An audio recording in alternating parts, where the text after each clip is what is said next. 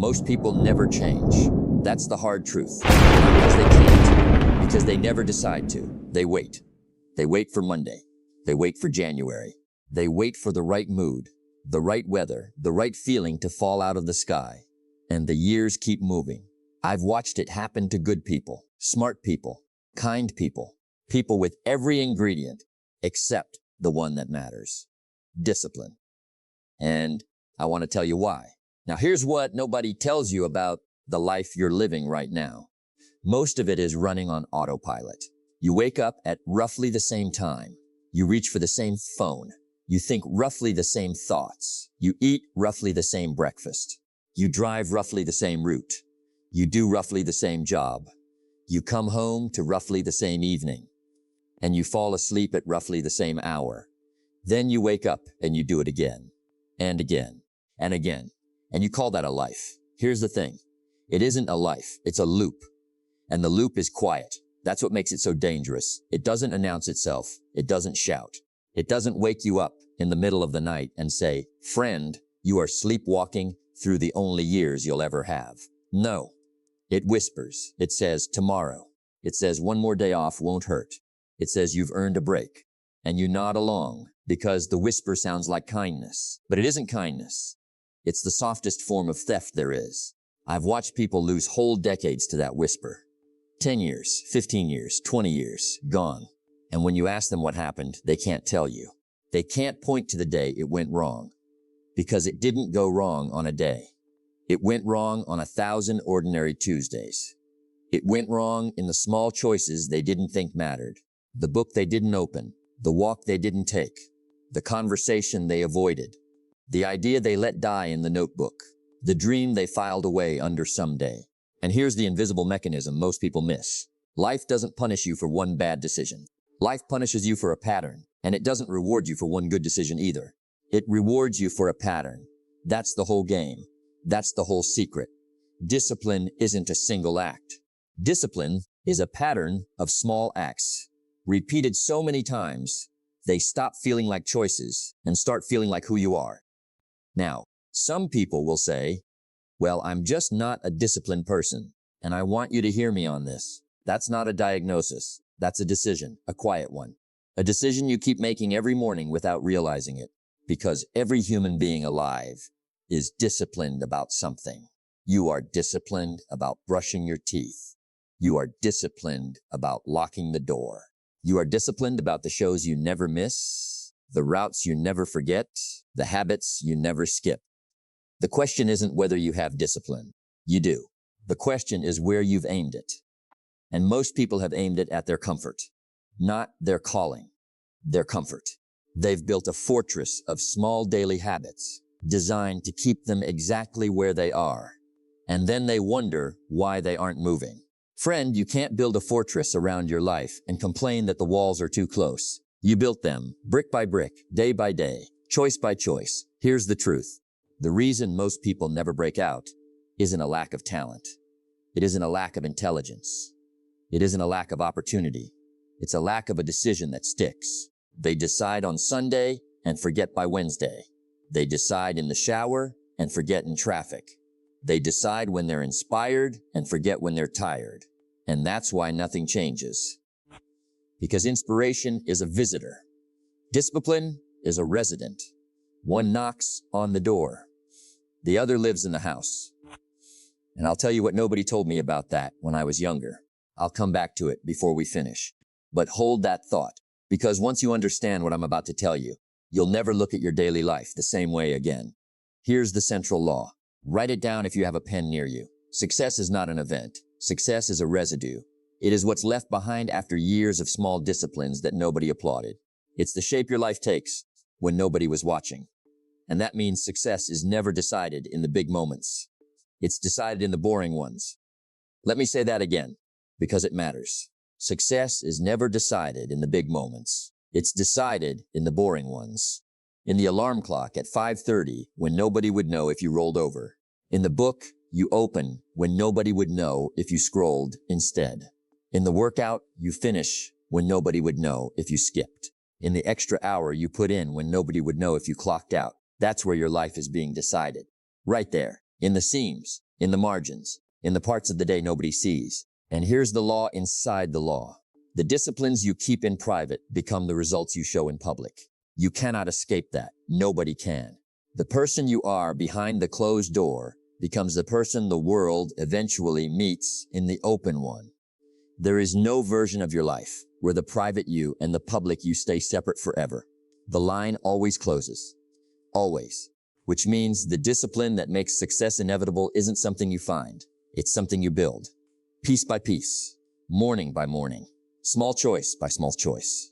And the moment you understand that, the whole game changes. You stop waiting for a breakthrough. You start building one. You stop hoping for a lucky year. You start earning one. You stop chasing success. You start becoming the kind of person success cannot avoid. See, that's the key. You don't pursue success. You attract it. You attract it by the person you become. And the person you become is built one disciplined day at a time. That's the mechanism. That's the whole thing. That's what most people never see, and it's sitting right in front of them their entire lives. Now let me tell you something. Let me tell you about a man I once knew. I'll call him Ray. That wasn't his real name, but the story is real enough that the name doesn't matter. Ray worked in the shipping department of a small company back when I was just getting started. He loaded boxes. That was his job. Load the boxes, tape them shut, stack them on the pallet, wait for the truck, load the truck, go home. Ray had been doing that job for 11 years when I met him. 11 years. Same room, same boxes, same tape gun, same clock. And Ray was one of those men who could tell you every single reason his life hadn't moved.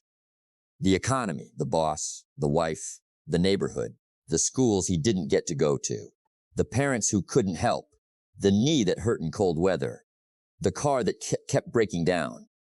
Ray had a reason for everything, and every one of his reasons was, honestly, true. That's the thing about reasons. They can all be true, and your life can still be stuck. Now, there was another man in that same shipping department. I'll call him Walter. Walter had started 3 years after Ray. Same job, same pay, same room, same boxes, same tape gun, same clock, same everything. Same family situation, roughly. Same neighborhood, roughly. Same starting point, more or less. And here's what fascinated me about Walter. He carried a small paperback book in his back pocket every single day. Every single day. During lunch, Walter read. During his 15-minute breaks, Walter read. On the bus home, Walter read. He wasn't fast, he wasn't a scholar, he wasn't showing off. He just read. And I remember asking Walter one afternoon what he was reading, and he showed me. It was a book about starting a small business. He'd read it 4 times. 4 times. He said, I don't understand it all yet, so I'm going through it again. That was Walter. He didn't rush, he didn't announce, he just did the small thing every day without asking anybody's permission. Now here's the part that most people miss. If you had walked into that shipping department on a random Tuesday and looked at Ray and Walter side by side, you would not have been able to tell them apart. Same uniform, same tired hands, same boxes, same paycheck, same everything. You would have said 2 men, same life. And you'd have been wrong, because one of them was reading and one of them wasn't. One was quietly compounding and one was quietly coasting. And the gap between a compounding life and a coasting life doesn't show up in a week or a month or even a year. But give it 5, give it 10, give it 15, and the gap becomes a canyon so wide you can't shout across it. I ran into Walter about 12 years later. He wasn't in the shipping department anymore. He owned 3 small delivery trucks. He had 4 employees. He had bought his mother a house. He wasn't rich by anybody's definition, but he was free of the loading dock, free of the clock, free of the ceiling that had held Ray in place for 11 years and would hold him for 11 more. And when I asked Walter how it happened, he didn't say anything dramatic. He didn't say he'd found some secret. He didn't say he'd gotten lucky.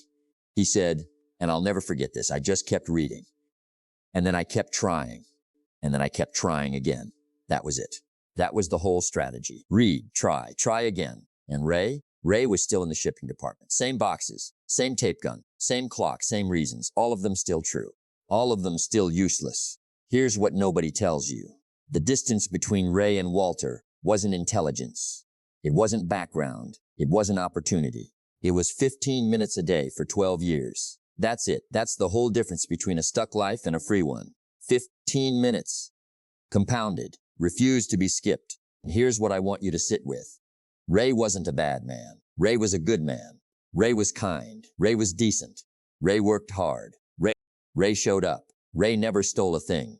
Ray was, in every way that mattered morally, a fine man. And he stayed stuck. Because being good is not the same as being disciplined. You can be a good person and a stuck person at the same time. And most people are. That's the tragedy. Not that they're bad, but that they're good and going nowhere. Now let me ask you something. Which one are you, right now, today? Not the version of you that you plan to be. Not the version of you that you hope to be. The version of you that you actually are.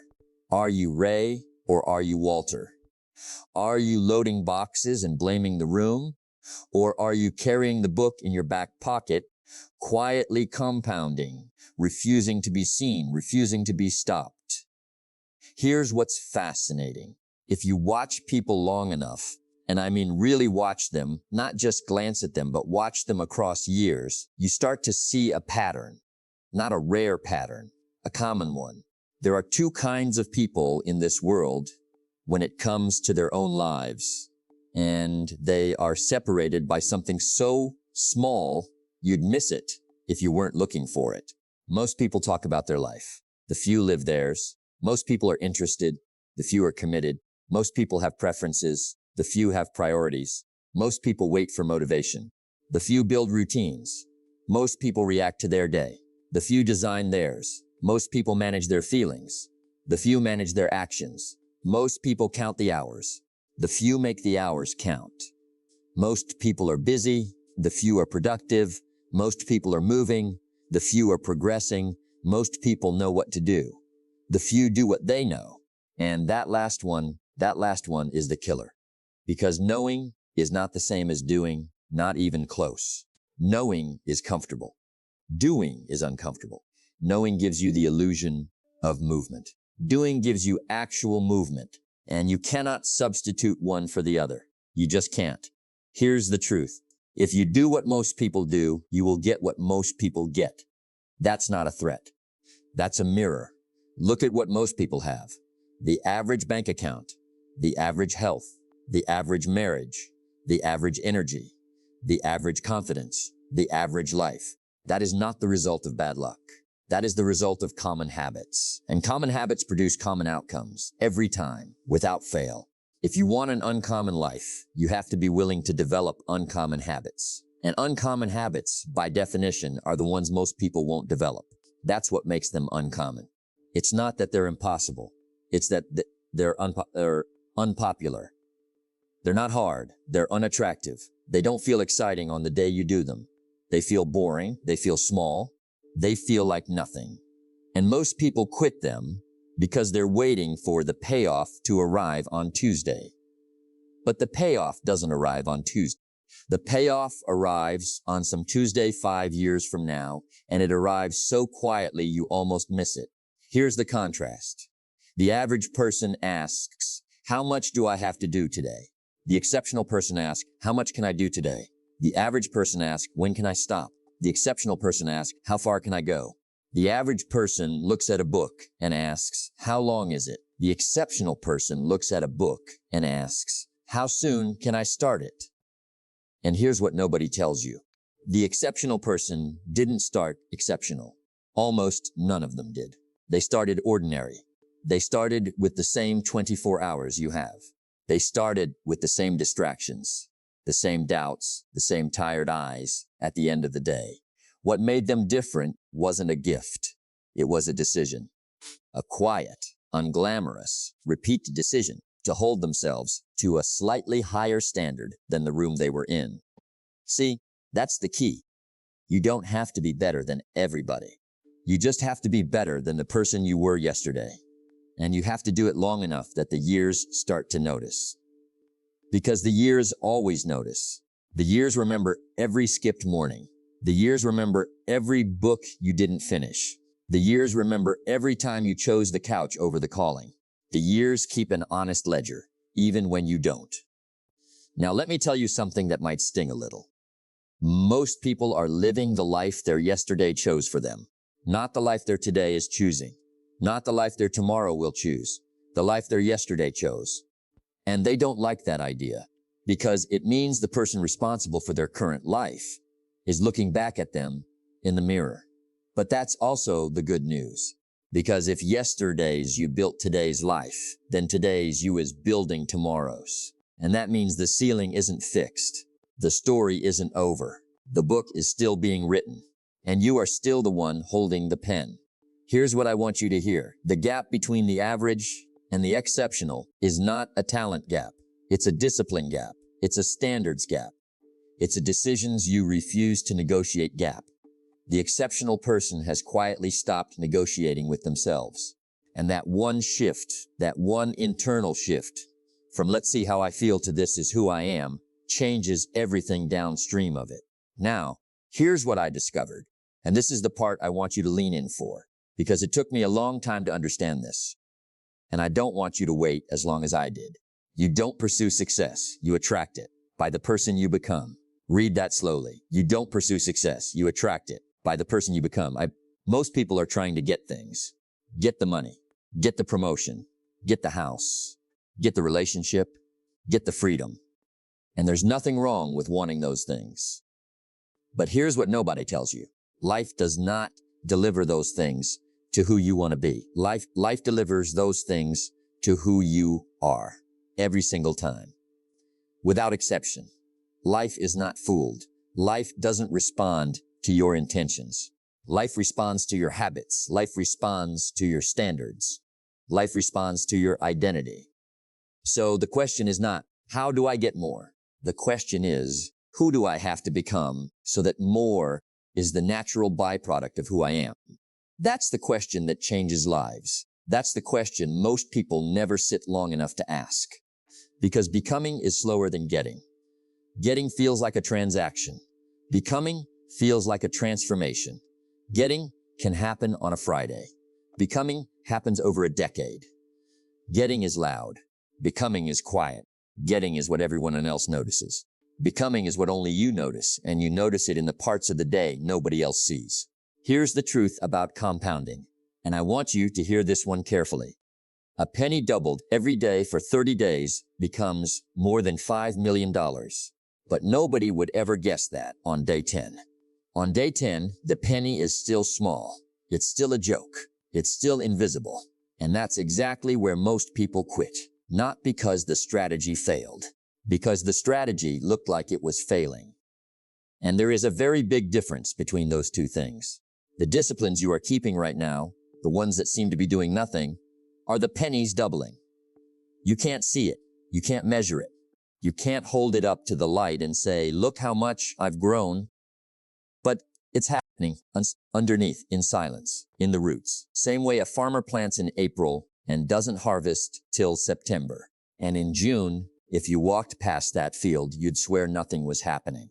But something is happening. It's just happening underground. Discipline works the same way. It works underground, long before it shows up on the surface. And here's what nobody tells you about the price of discipline. Discipline is expensive. It is.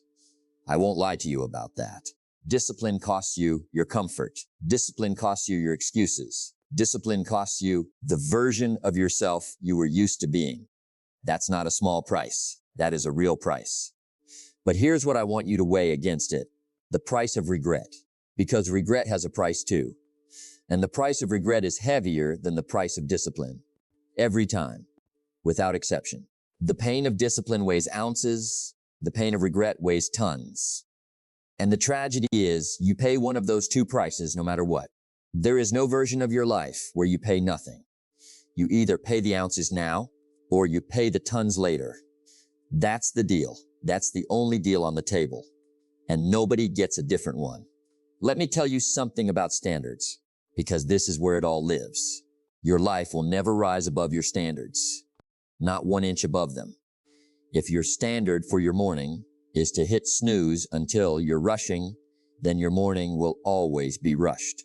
If your standard for your body is to eat whatever's in front of you, then your body will always look like whatever's in front of you. If your standard for your mind is whatever the phone hands you, then your mind will always be whatever the phone hands you. Standards are ugly. Discipline is the elevator, and most people are trying to raise the elevator without raising the ceiling. It doesn't work. Now here's the deeper thing. It's not about motivation. It's about identity.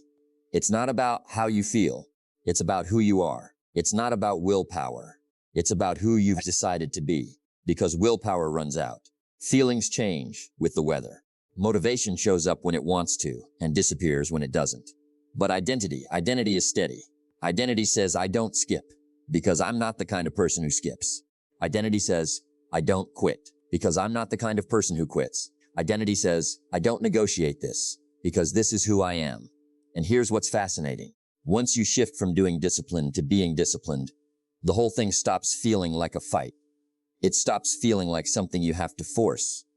It just becomes what you do. It becomes as automatic as brushing your teeth. You don't wake up and negotiate with yourself about brushing your teeth. You just do it. That's the goal. Not to be the person who fights themselves every morning to be disciplined. The goal is to be the person for whom discipline is just how life is arranged. That's the finish line most people don't realize is even a finish line. You can't live a first-class life with second-class habits and expect the math to work. You just can't. You can't sow one thing and harvest another. You can't plant weeds and complain about the garden. You can't feed the wolf of comfort and wonder why the wolf of growth is thin. Every seed you plant is voting for the harvest you'll have. And most people are voting against themselves every single day without realizing they're voting at all. So let me ask you something, and I want you to answer honestly. Not the answer that sounds right, the answer that is right. How much time did you spend yesterday working on you? Not on your job, not on your phone, not on your errands, on you, on your mind, on your body, on your skill, on your future. An hour, 30 minutes, 15 minutes? Nothing? How many pages did you read yesterday? Not scroll, read. Actual pages, actual thought, actual struggle to understand something you didn't understand before. How much of your day did you design? And how much of your day designed you? Who did you become yesterday that you weren't the day before? What did you say no to that a disciplined version of you would have said no to easily? What did you say yes to that a disciplined version of you would have politely walked past? How much of yesterday were you present for? And how much of yesterday were you just there, going through the motions, waiting for the day to end so you could scroll for another 2 hours and call it rest? These aren't accusations. These are honest questions. Because until you can answer them honestly, the change you say you want will keep waiting on the other side of the door. And it will wait a long time. Now, I know what you're thinking. You're thinking, well, my life is busy. I don't have time. And here's what I want to say to that with kindness. Everybody has time. Everybody has the same 24 hours. Everybody, the mother of 4, the night shift worker, the student, the retiree, the single father working 2 jobs. Everybody. Time is not the issue. Priority is the issue. You don't find time. You make time. And you make it by moving something else off the shelf. That's the trade. That's the only trade there is. Ask yourself this. If somebody offered you $1,000 a day, cash, for 1 hour of your time every morning, for the next year, would you find the hour? Of course you would. You'd get up earlier. You'd rearrange the whole day. You'd move mountains for that hour. And you would do it happily. So don't tell me you don't have an hour. You have an hour. You just haven't decided that the version of you on the other side of that hour is worth more than $1,000 a day. Yet. Because here's the truth. That version of you is worth more than $1,000 a day. That version of you is worth your whole future. And every hour you invest in becoming that person is the highest paying hour on your calendar, even though the paycheck arrives years later. Most people won't do it. Most people will look at that hour and say, not today. I'll start Monday. And they'll keep saying that until Monday runs out. And one day Monday does run out. Don't let that be you. Let me share something with you. Something a mentor of mine said to me a long time ago. Back when I was young and broke, and quietly desperate and pretending I wasn't. I remember exactly where we were sitting. A small diner. Late afternoon. Coffee gone cold in the cup. The kind of light that comes through a window in autumn when the day is almost gone. And he leaned forward, this older man, and he said, "Son, don't wish it was easier. Wish you were better. Don't wish for less problems. Wish for more skills. Don't wish for less challenges. Wish for more wisdom." And he sat back. And that was it. That was the whole lesson. I didn't understand it that afternoon. I nodded. I acted like I did, but I didn't. I was still hoping life would somehow become gentler. I was still hoping the world would somehow bend toward me. I was still in the quiet places of my head, waiting for it to get easier. And that wait almost cost me my life. Not literally, but the life I was supposed to be building, that one. It almost cost me that one.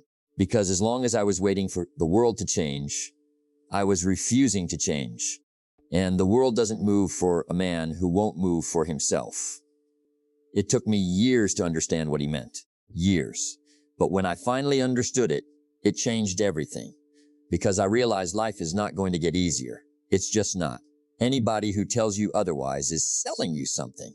Life will hand you problems for as long as you're breathing. That's the deal. But here's the good news inside the hard news. You don't need the problems to shrink. You need to grow. You don't need the load to get lighter. You need to get stronger. You don't need less wind. You need better sails. And here's what's fascinating.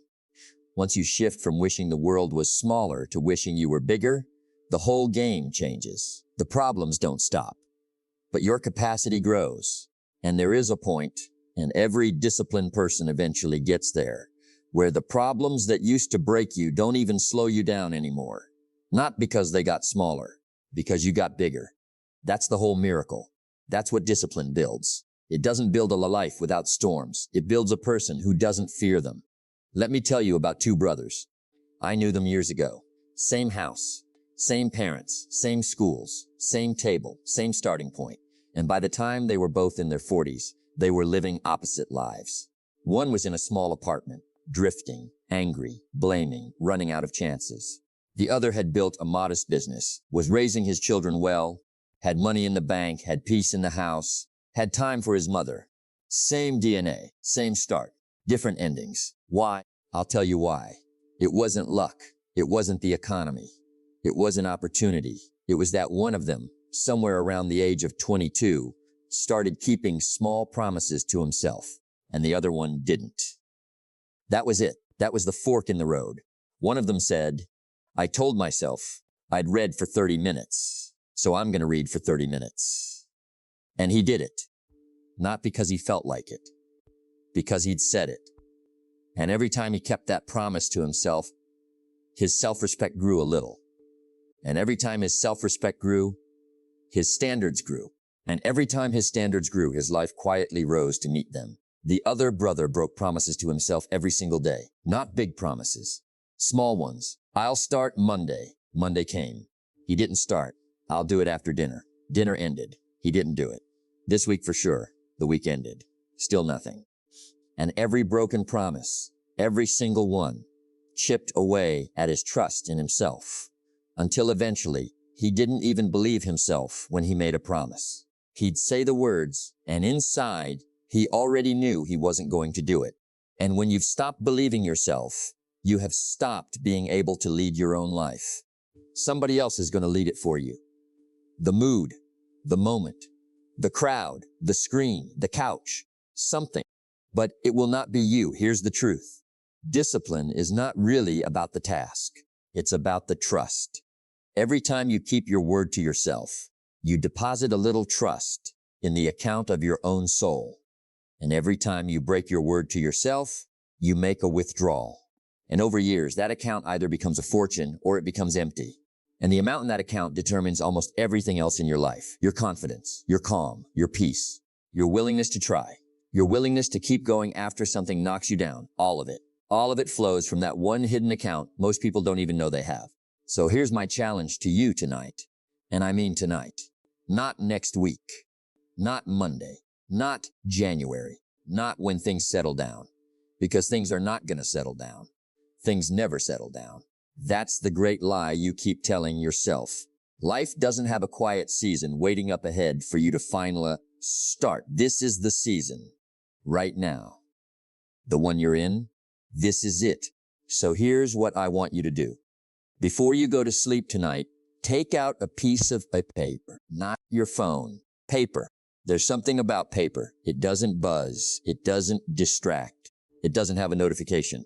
Take out a piece of paper and write down one thing. One. Just one. The one small discipline you are going to keep tomorrow. Without negotiation. Without excuse. Without exception. Just one. Maybe it's 15 minutes of reading. Maybe it's a walk before breakfast. Maybe it's the first hour of your day off the phone. Maybe it's writing one page. Maybe it's making the phone call you've been avoiding for 3 months. Maybe it's getting up 30 minutes earlier. Maybe it's saying no to one thing that has been quietly stealing your life. Just one. Keep it small. Keep it real. Keep it something you know for a fact you can do. Because we're not building willpower today. We're building trust. And trust is built with small kept promises, not big broken ones. Then, tomorrow, keep it. Just keep it. Don't announce it. Don't post it. Don't tell your family. Don't wait for applause. Just keep it. And then wake up the day after that and keep it again. And the day after that. And the day after that. And do not, under any circumstance, break the chain on day 4. Because day 4 is where most people quit. Day 4 is where the initial excitement wears off and the real work begins. Day 4 is where discipline is born. Push through day 4, push through day 7, push through day 14, and then something quiet is going to start happening inside you. You are going to start trusting yourself again. Maybe for the first time in years. Maybe for the first time ever. And when that trust starts to grow, add a second discipline. Then a third, not all at once, slowly, the way a farmer plants, the way a bricklayer builds, one brick, then another, boring, ordinary, unimpressive on any given day, undeniable over any given decade. Take the step today, not tomorrow, not later, today. Even if it's small, even if it's uncertain, even if nobody sees it, especially if nobody sees it. Because the disciplines nobody sees are the ones that build the life everybody eventually notices. That's the whole secret. That's the mechanism I promised you at the beginning. Small, private, repeated. Refuse to be skipped. That's it. That's the entire thing. Every self-help book ever written is a footnote to that one sentence. Don't major in minor things. Don't spend your best hours on things that don't matter. Don't trade your future for the comfort of an afternoon. Don't let the version of you that could exist die inside the version of you that is refusing to grow. Here's what I want to leave you with, and I want you to hear it slowly, because these last few words are for the person you are becoming, not the person you have been. You are not behind. You are not too late. You are not too old. You are not too tired. You are not too broken. You are not too far gone. You are exactly where the story of your becoming begins. Right here, right now, in this ordinary evening, in this ordinary chair, in this ordinary life. On this ordinary night, that could be the ordinary night that everything quietly turned. Because that's how it happens. Nobody's life turns on a Tuesday afternoon with fireworks and a marching band. Lives turn quietly, in the small decision made when nobody was watching, in the promise kept when nobody would have known if you'd broken it, in the small brick laid one more time when everybody else had gone home. You are joining a small group tonight, whether you know it or not. A small group of people who have decided, quietly, without applause, without fanfare, that they are going to stop negotiating with themselves. That they are going to become the kind of person their future is waiting for. That they are going to keep the small promises. That they are going to walk the boring path. That they are going to do the ordinary things, done extraordinarily, day after day, until the years bend in their favor. And the years will bend. They always do. For the ones who don't stop. So remember this. Success is not something you pursue. It is something you attract by the person you become. Success is not something you find. It is something you build. Success is not something you chase. It is something you become worthy of. And the currency of that becoming is discipline. Small, daily, unseen, unglamorous, undeniable. You already have everything you need to begin. You have this breath. You have this hour. You have this decision. And you have this one small piece of paper waiting for one small sentence.